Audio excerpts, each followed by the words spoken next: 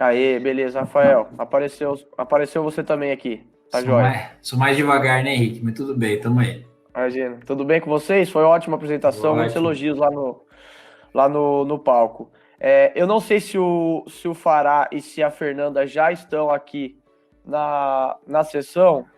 Para repassar as perguntas deles, eu gostaria que eles já tivessem entrado aqui. Então, Fará e Fernanda, se vocês já estiverem na sessão, por favor, só me avisem aqui no chat. A Fernanda está presente, tá ótimo. Eu vou repassar a pergunta que ela fez lá no palco e que não deu tempo de ser respondida. Ela colocou, Rafael Gobi, Rafael Zanini, pelo que entendi, na SPE eu não consigo segregar o valor do terreno da contabilidade do empreendedor. Consequência, diminuição do VGV. Já na SCP, o empreendedor conseguiria. Está correto a minha interpretação? Ela pergunta. Fernanda, desculpa, é Fernando o nome? Fernanda Dias, isso, Fernanda Dias. Assim, no equity ali mais puro, a gente tem um pouco mais de dificuldade, eu não diria que seria impossível, tá, segregar, acho que a gente poderia até tentar estruturas um pouco mais complexas ali com, por exemplo, preferenciais numa SA, trabalhar com algo, a gente poderia até tentar estruturar alguma coisa um pouco mais complexa que eu segregaria. Na SCP eu consigo, de fato, de novo, é mais flexível e eu tenho maior liberdade até para determinados custos e despesas do empreendimento mesmo, do desenvolvimento, não só da aquisição do imóvel, não afetar aquele lucro de determinado investidor, né? Lembrando que eu posso ter mais de uma SCP pendurada, né? Eu posso ter aquele cara que é o terreneiro, eu posso ter aquele cara que é o investidor puro, que vai colocar dinheiro mesmo, e cada um pode ter uma cara de retorno, né? Ou cara de quais despesas e custos que ele vai estar disposto a incorrer aí para o retorno dele. Mas que assim, eu acho que ela está, se eu entendi corretamente, aí Rafa me corrige, eu acho que ela está certa. Eu tenho mais flexibilidade mesmo do que num equity mais puro. Acho que assim, a contabilidade é uma só, Fernanda, e eu acabo consolidando todo o investimento também com o terreno. O que acontece, que acho que o Gobi colocou só para poder, talvez, dar um gancho maior, é que talvez no contexto de como calcular o recebimento dos dividendos, via uma preferencial, via algum gatilho específico, você consiga criar condições em que você, mesmo tendo essa realidade consolidada contábil, você consegue fugir dela para fins de pagamento desses recebidos. Então, você cria uma prioridade, até do ponto de vista de caixa, né, Gobi, para poder pagar esse resultado para o sócio, e aí, de certa forma, você mitiga o efeito objetivo da consolidação da contabilidade, que não tem como a gente fugir muito. Perfeito. Fernanda, se ficou alguma dúvida, pode colocar aqui no chat que eu repasso. Ela colocou aqui, entendido, obrigada. A Zildete Medeiros, primeiro ela parabeniza pela apresentação, diz que é advogada e teve a oportunidade de estruturar e viver várias estruturas de parcerias e equity, e na sequência ela pergunta, a parceria com divisão de lotes, pode? Qual é o entendimento de vocês? Acho até que vocês mencionaram isso no final da apresentação, mas vale responder para a Zildete. Eu acho que assim, Zildete, o grande problema da parceria imobiliária é que ela não tem uma regulamentação fiscal muito clara. Então, quando a gente pega o parecer normativo, a gente tem que contextualizar a situação histórica dele. Ele é lá de 84, ele não pegou toda a sofisticação do mercado imobiliário, todos os desafios que aconteceram no mercado imobiliário desde então, ele não prevê. A verdade é que ele não prevê textualmente ali a questão da divisão dos lotes. Se eu estou dividindo o lote, eu estou, em regra, praticando uma permuta, porque eu não estou participando do risco do empreendimento, eu não estou dividindo o resultado desse empreendimento. Então, colocando o nome certo aos bois aí, talvez a gente estaria mais próximo de uma situação de permuta, e aí, como o Gobi colocou, se eu fujo de uma realidade clara de permuta, talvez eu tenha um passivo a ser analisado do ponto de vista de TBI perante o município, onde está sendo desenvolvido o empreendimento. Agora, ficar descoberto, a gente sabe que o mercado praticou por necessidade ou por conveniência muitas vezes essa situação. Agora, que existe um risco residual, eu entendo que sim. Gobi, tem mais uma pergunta aqui, senão a gente já passa para a próxima. Show de bola. O Benami Teig, Benami, se não for essa pronúncia, você me perdoa. Ele também parabeniza pela clareza na exposição e a pergunta dele é a seguinte: Gostaria de saber os riscos civis, ambientais e comerciais na permuta híbrida, pelo lado do terreneiro. Ele corre os mesmos riscos do incorporador? A incorporação precisa da autorização ou procuração do terreneiro para evoluir? Eu estou vendo a pergunta dele até debaixo da reserva. Assim, a gente mencionou uma das permutas híbridas que a gente mencionou, é que a gente chama de travestida, né? Que é mas aí ela se aproxima muito mais a uma permuta física, e aí assim, a nossa leitura é que riscos possíveis, né, de desenvolvimento, trabalhista, risco de obra, eu mitigo, né? Assim, o ambiental é sempre o calcanhar de Aquiles, né? Porque o ambiental é que o proprietário do imóvel, no final, vai carregar uma responsabilidade. Então, se a gente estiver falando de um empreendimento, ou de até um galpão, alguma coisa que eu vá me tornar dono depois, eu posso ter, sim, no futuro, uma preocupação ambiental. Então, acho que a gente tem que sempre se preocupar em deixar bem clara a responsabilidade do desenvolvedor, né, nesse caso, até para eventualmente ter um regresso lá na frente, tá? Porque o ambiental realmente é muito amplo. Na reserva de domínio, o terreneiro ali, ele efetivamente permanece na propriedade de uma cota à parte do imóvel, né? Então, ele, para todos os fins, ele é um co-desenvolvedor. Ele vai ter que dar procuração, mandato, falando na incorporação, por exemplo, vai ter que dar um mandato para o desenvolvedor efetivamente incorporar como proprietário daquela fração ideal. No loteamento, ele vai ter que dar a procuração para o loteador desenvolver e fazer todas as aprovações. E aí ele está como coproprietário. Aí eu acho que todos os riscos ficam muito mais próximos dele, né? Então é um pouco o cobertor que a gente falou na apresentação, né? O cobertor tem um tamanho. Assim, se a gente quer melhorar um pouco a eficiência fiscal, talvez você deixe um risco maior aberto. Então, assim, a reserva de domínio te economiza um ITBI, eventualmente é uma estrutura mais econômica, mas te traz aí com certeza um pouco mais de risco como coproprietário de um imóvel em desenvolvimento, né? Gob, e aí talvez seja importante colocar que, assim, todas as estruturas que a gente colocou, tudo que a gente falou juridicamente, assim, a gente consegue melhorar a situação de risco, a gente consegue prever a relação de uma forma muito clara, dar condições amanhã de uma eventual discussão, ela ser muito bem compreendido o produto e muito bem orientado o julgamento. Mas o melhor dos mundos sempre é também essa pesquisa de que parceiro que você vai estar contratando, né? Então, assim, a escolha do desenvolvedor, tanto do loteamento quanto do incorporador, no final das contas, assim, é o mais relevante, porque tudo que a gente falou aqui, a gente mitiga riscos, mas uma vez que você está envolvido com o desenvolvimento de um empreendimento onde teu imóvel vai se tornar o imóvel de outros, tem um risco residual que a gente não consegue 100% afastar em nenhuma estrutura. Maravilha. Foi respondido, o Benami colocou aqui, perfeito. A Zildete fez uma outra pergunta, eu já vou ler, Zildete. Se o Fará Nasser estiver aqui, eu peço, Fará, que você nos avise para eu repassar a pergunta que você fez lá no palco e não deu tempo de ser respondida, tá bom? Então, só avisar, eu não quero fazer a pergunta se você não estiver aqui, porque afinal de contas sua dúvida não vai ser solucionada se você não estiver aqui para escutar. A Zildete pergunta, Gobi, Zanini, o empreendedor que recebe 100% do dinheiro de um fundo para empreender, qual a melhor maneira, e mais barata também, para devolver esse dinheiro ao fundo? É a pergunta de $1 milhão, né? Porque, assim, assim, como a gente falou, né? Assim, o mercado imobiliário mudou, se profissionalizou e mudou muito, né? A gente, assim, falar que um fundo imobiliário há 20 anos atrás ia botar dinheiro num empreendimento residencial na Zona Oeste de São Paulo, talvez fosse não tão real, né? Então, assim, a gente tem algumas estruturas, né? Quando a gente fala de um fundo de investimento imobiliário, a gente tem que sempre tentar se aproveitar das características dele, né? Por natureza, o fundo imobiliário, quando ele vende um ativo imobiliário, ele tem um benefício fiscal, ele não tributa, né? Então, o recebimento de receitas imobiliárias por um fundo de investimento imobiliário, a tributação é zero. E se eu ainda tiver ele pulverizado, ou seja, mais de 50 pessoas físicas como cotista, etc., a própria distribuição de resultados desse fundo imobiliário para o investidor, pessoa física, também é isento. Então, assim, Mas qual que é a contrapartida, de novo, do cobertor, né? Para a gente garantir essa máxima eficiência, o fundo imobiliário tem que estar ali no ativo direto. Então, assim, uma estrutura simples que a gente poderia ter é o fundo imobiliário faz uma permuta física, tá?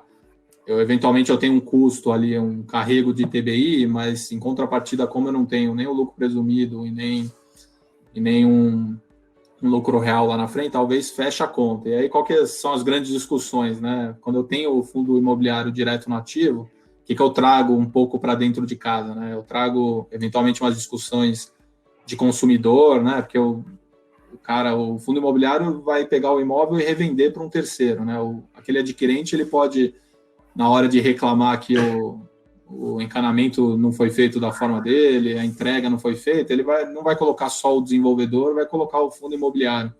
Então, assim, uma estrutura simples que a gente poderia ter super beneficiado é uma permuta física, só que eu vou trazer isso e, assim, muitas vezes as administradoras dos fundos imobiliários não veem esse passivo contencioso com bons olhos, tá? Então, uma estrutura que a gente faz muito é no próprio consórcio, tá? O fundo imobiliário sendo o proprietário daquela SPE terrenista que a gente fez.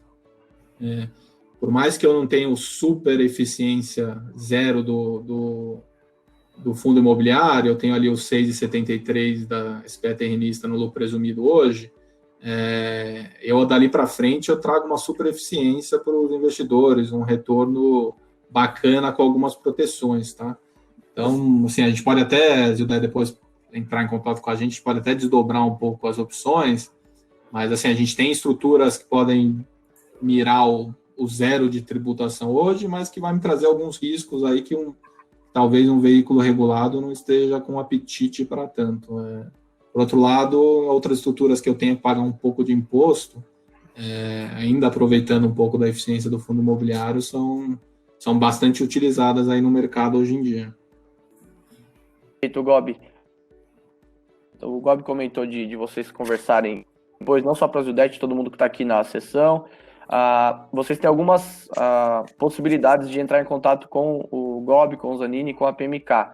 Vocês podem, na aba Pessoas, aqui no lado direito da tela, mandar uma mensagem privada para o Rafael Gobi ou para o Rafael Zanini, fazer uma conversa particular com vídeo ou por chat, e também na aba Exposição, no lado esquerdo da tela, onde inclusive tem um botãozinho vermelho ali, Now, em Exposição vocês conseguem acessar a página da PMK aqui no evento, e tem um botão lá de contactar, que aí vocês vão passar os dados informados no perfil para a PMK, tá bom? São essas as formas de... Bom, isso, Henrique. Então, se quiser passar também os nossos WhatsApps aí, né, os celulares, também a gente está à disposição, tá? Não tem nenhuma restrição, não. Tá.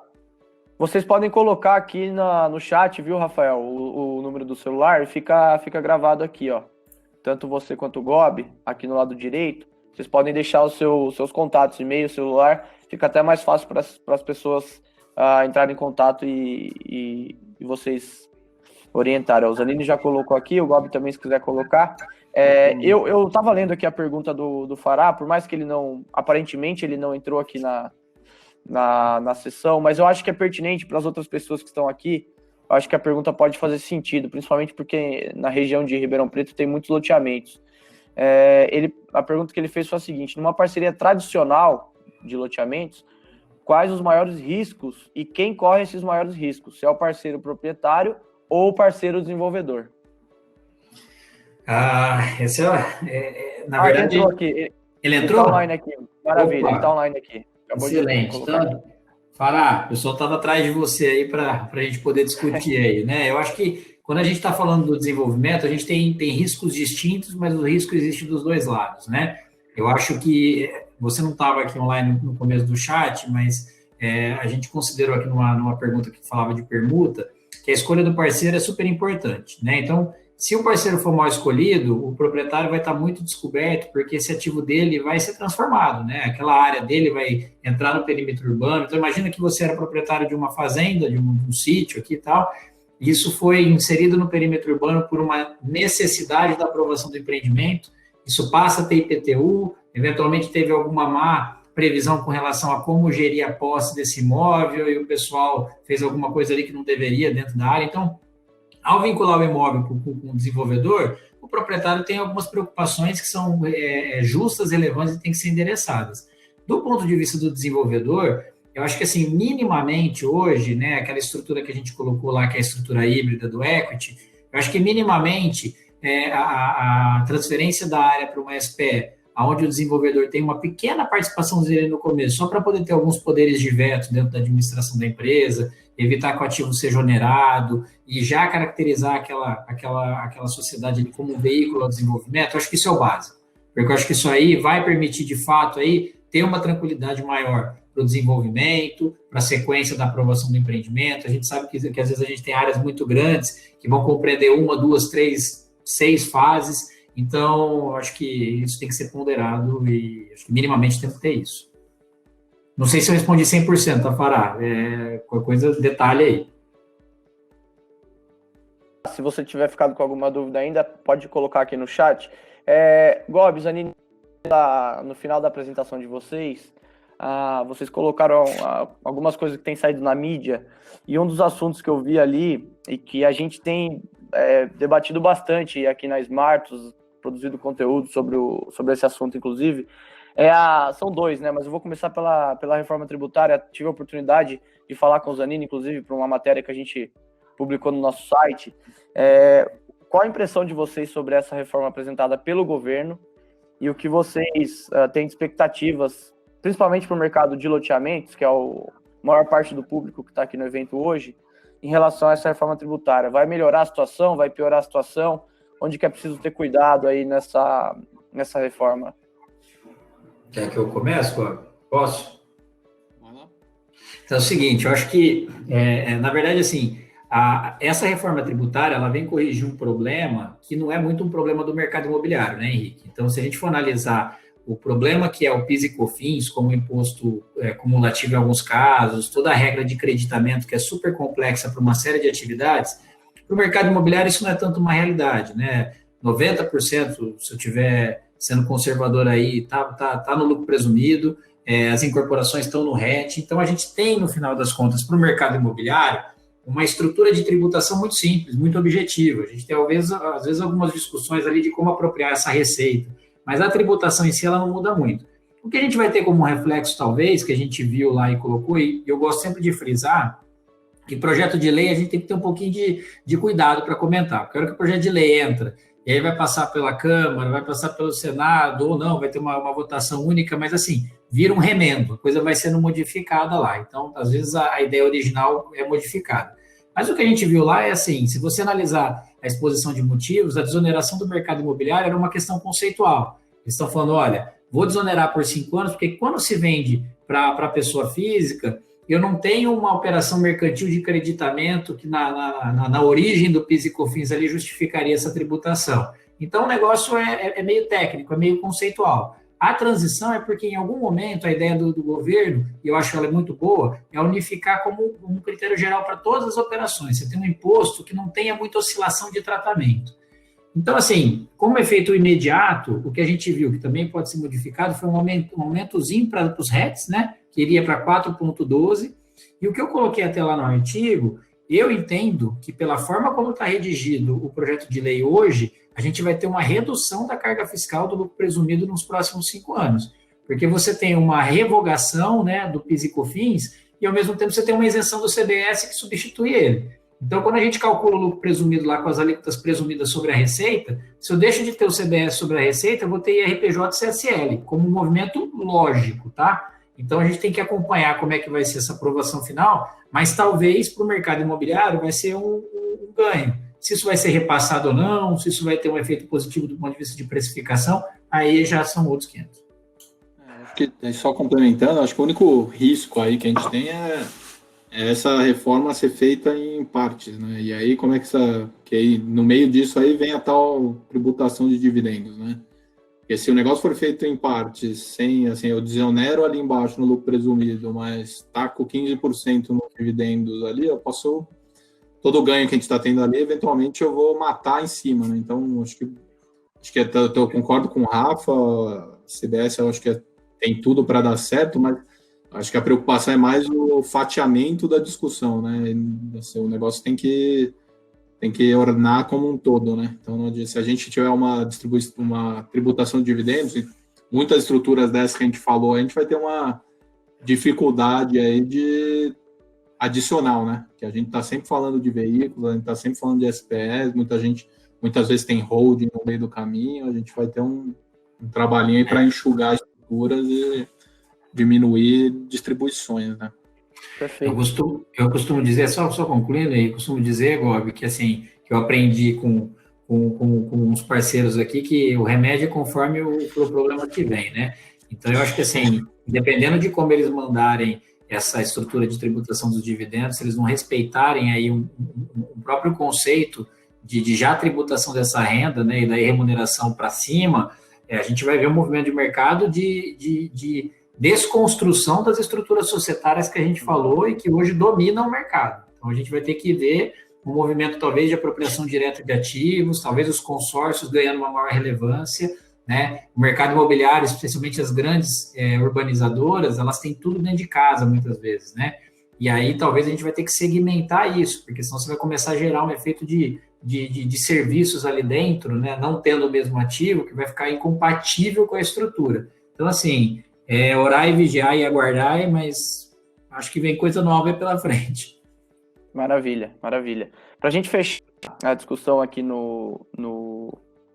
na sessão, claro que se as pessoas quiserem colocar mais dúvidas, a gente prolonga, mas eu tenho uma última que eu também vi ali na final da apresentação de vocês, que é a questão, na verdade não estava lá, mas vocês comentaram, a questão ambiental é que pega muitas vezes nos projetos. E o presidente da Câmara, o Rodrigo Maia, disse que há uma expectativa de que finalmente a Lei Geral de Licenciamento Ambiental seja votada em agosto, agora nesse mês de agosto. Gostaria de saber de vocês quais expectativas em relação a esse texto. É um texto que já foi discutido e modificado nos últimos 15, 16 anos, desde que o projeto de lei foi proposto lá no Congresso, se esse instrumento pode melhorar o ambiente de negócios no mercado imobiliário, para os loteamentos, para as incorporações. O que vocês podem comentar sobre esse tema, por favor? O Henrique, Gob, vou começar falando que eu acho que está mais próximo. O Henrique só faz pergunta difícil, né? Não, vou te falar, viu, Gob? Eu comecei até a suar, cara. Eu comecei a ver aqui o Rodrigo Maia, tal, não sei o quê, eu comecei até a suar aqui. Mas, o que eu acho, Henrique? Vamos contextualizar para onde a gente está, tá? Estamos dentro de um painel aqui para o Fórum de Ribeirão Preto. Se a gente tivesse em outro local no Brasil, talvez a minha consideração fosse outra. Mas São Paulo é um estado privilegiado, talvez, e é isso, privilegiado, porque eu acho que quando a gente tem previsibilidade, a gente tem ganhos, tá?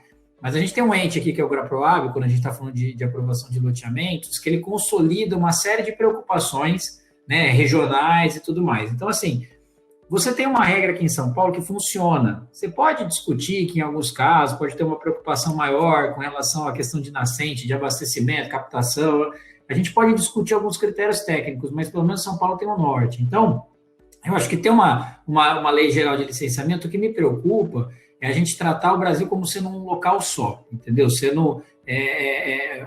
Cara, em São Paulo, às vezes, a gente tem realidades distintas. Imagina Brasil, cara. A gente trabalha auditando empreendimentos no Brasil todo. E a gente vê que as particularidades de aprovação e de produtos são muito diferentes, né? E de exigências aí, de preocupações com o meio ambiente.